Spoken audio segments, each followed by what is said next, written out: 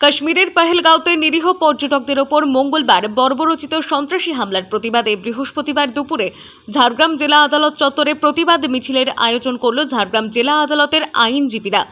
প্রতিবাদ মিছিলের আয়োজকরা জানান, আজকের র্যালিতে উদ্দেশ্য হচ্ছে আমাদের ভারতবর্ষে যে নারকীয় হত্যাকাণ্ড পহেলগাঁয়ে হয়েছে সেটা মানবিকতার খাতিরে আমরা যারা ভারতবর্ষী যে ধর্মের নামে যে অসহিষ্ণুতা, কমিউনাল হারমোনি নষ্ট করা, এই বিরুদ্ধে গোটা ভারতবর্ষ সমাজ এবং আমরা নাগরিক সমাজ উকিলবাবু হিসাবে না, প্রত্যেকটি নাগরিক হিসাবে আমাদের কর্তব্য এবং দায়িত্ব পালন করছি।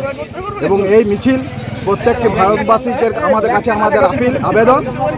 আমাদের আবেদন যে ভারতবর্ষ থেকে এই সন্ত্রাসবাদ নির্মূল হোক, ভারতবর্ষ যেন সুস্থ, সুন্দর এবং কমিউনাল সাম্প্রদায়িক সম্প্রীতি নিয়ে ভারতবর্ষ আর উন্নতভাবে এগিয়ে যেতে পারে। আমরা সেই নাগরিক হিসাবে সেই কর্তব্য করি। ঝাড়গ্রাম থেকে অভিরাজ বেরার রিপোর্ট, টাইমলেস ডিপিকশন নিউজ।